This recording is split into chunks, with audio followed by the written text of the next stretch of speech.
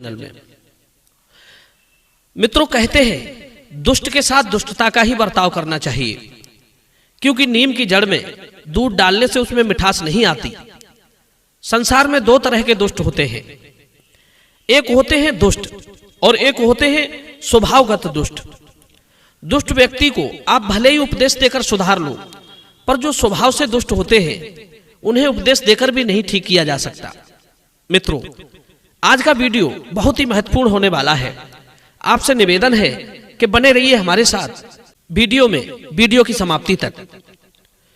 एक बार एक शेर शिकारियों के एक बड़े से लोहे के पिंजरे में बंद था।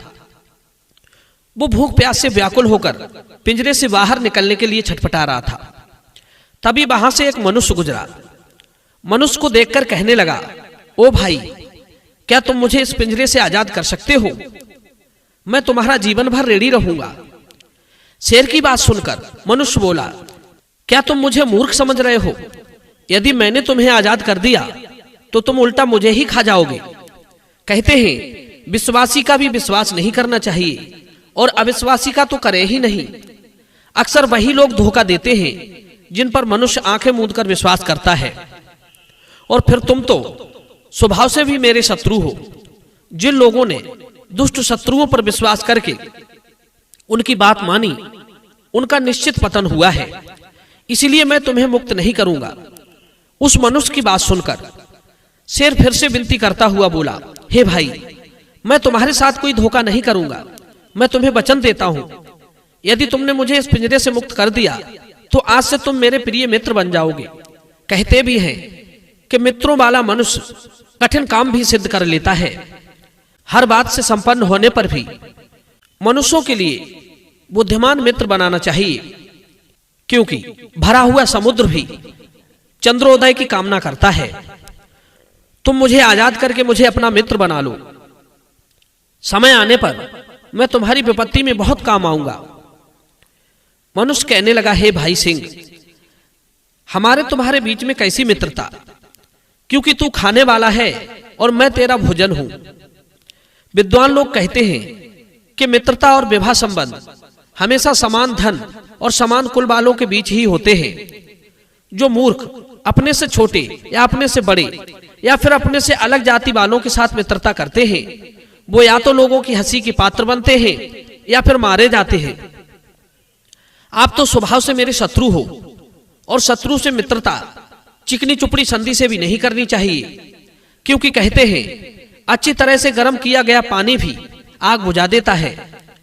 और एक बात, मित्रता कभी बिना मतलब से नहीं होती। उपकार करने से लोगों के साथ मित्रता होती है। किसी कारण से पशु पक्षियों में भी मित्रता होती है। भय और लालच से मूर्खों की मित्रता होती है, और केवल भेंट से सज्जनों की मित्रता होती है। विद्वान लोगों का कहना है कि जो लोग अपनी उन्नति, जीवन और सुख की इच्छा करते हो, ऐसे लोगों को बृहस्पति का भी विश्वास नहीं करना चाहिए। शेर कहने लगा, भाई, जो मनुष्य चेहरा देखकर, जाति देखकर दया दिखाता है, उसकी भेद दृष्टि होती है, उसे पुण्य लाभ नहीं होता। जो शत्रुओं पर भी रहम करता है, वास्तव में वही देवताओं के समान माना जाता है। देना और लेना, गुप्त बातें कहना और पूछना, खाना और खिलाना, ये प्रेम के 6 लक्षण होते हैं। उपकार किए बिना कभी किसी का प्रेम नहीं होता। मित्रों, शेर की मीठी मीठी बातें सुनकर मनुष्य के हृदय में दया उमड़ आई। उसने शेर को मुक्त करने के लिए पिंजरे का फाटक खोल दिया। शेर जैसे ही पिंजरे से बाहर निकला, उसका सारा भय नष्ट हो गया। उसने नाना भांति से उस मनुष्य को धन्यवाद दिया। मनुष्य जैसे ही वहां से आगे के लिए चलने लगा, तो शेर ने सोचा कि मैं 2 दिन से भूखा प्यासा इस पिंजरे में बंद हूं। अब इतनी जल्दी भोजन की व्यवस्था भी कहां से करूंगा? क्यों ना इस आदमी को खाकर ही मैं अपनी भूख शांत कर लूं। यही सोचकर शेर अपने वचन को भूलकर उस व्यक्ति की ओर उसे खाने के लिए बढ़ा और उससे बोला, हे मूर्ख मनुष्य, ठहरो।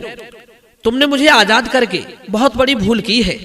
अब बताओ, मुझे भूख लग रही है, मैं किसे खाकर अपनी भूख शांत करूं?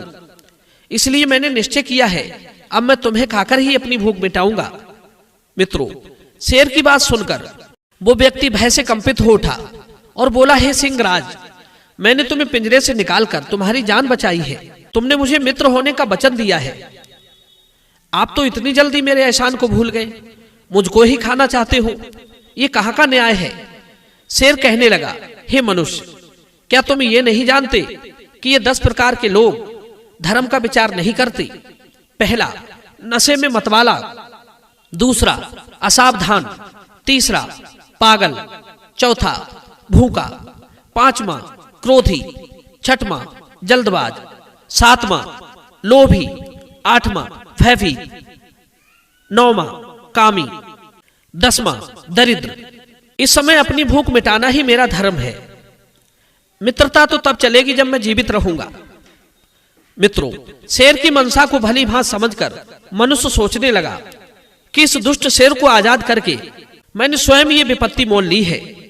अब मैं किस प्रकार अपनी रक्षा करूं? कहते हैं, यदि पत्थर के नीचे अंगुली दब जाए तो समझदार पुरुष धीरे धीरे उसे हटाने का प्रयास करते हैं। अचानक खींचने से तो उंगली में चोट लग सकती है। दुश्मन को देखकर उससे बचने के 2 उपाय बताए गए हैं। पहला, हाथ चलाने का, और दूसरा, पैरों की तेजी।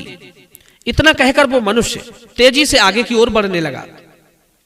शेर भी उसके पीछे पीछे चला जा रहा था। मनुष्य बोला, हे सिंहराज, पहले हम अपना किसी से फैसला कराएंगे।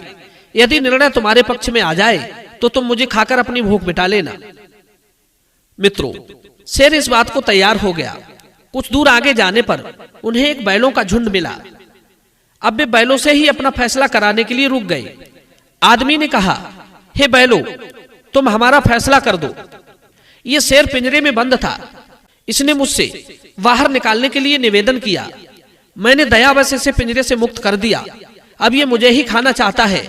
अब बताओ, क्या इसे मुझे खाना चाहिए? दोनों की बात सुनकर बैलों ने सोचा कि वैसे तो शेर आदमी के साथ धूर्तता कर रहा है, पर इस मनुष्य को भी बचाना कहां तक उचित है। ये वही मनुष्य है जो हम बैलों को अपना मतलब देखकर ही चारा पानी देता है। जब तक हम इसके काम आते रहते हैं तब तक तो ये हमें खिलाता पिलाता है। जब हम बूढ़े हो जाते हैं तो हमें हिंसक लोगों के हाथों बेच देता है, या फिर हमें जंगली जानवरों का शिकार बनने के लिए जंगल में छोड़ देता है। ऐसे मतलबी लोगों का तो शेर का निवाला ही बनना ठीक है। यही सोचकर बैलों ने शेर के पक्ष में फैसला दे दिया और कहा कि आप इसे खाकर अपनी भूख मिटाइए। मित्रों, निर्णय सुनकर मनुष्य को मतलबी मनुष्यों के बारे में सोचकर बड़ा पश्चाताप हुआ कि उनकी वजह से आज इन बैलों ने भी हमारा साथ नहीं दिया। फिर मनुष्य ने शेर से कहा, देखो भाई, एक व्यक्ति का दिया हुआ फैसला गलत भी हो सकता है। हम आगे चलते हैं और आगे किसी और से हम अपना निर्णय कराएंगे। यदि इस बार भी निर्णय तुम्हारे पक्ष में आए तब तुम हमें जरूर खा लेना। मित्रों, इस प्रकार जब वे दोनों आगे की ओर बढ़ गए तो उन्हें रास्ते में एक कुत्ता मिला। उन्होंने कुत्ते को भी पूरी कहानी सुनाई और कहा, हे कुत्ता भाई, हमारा न्याय कर दो।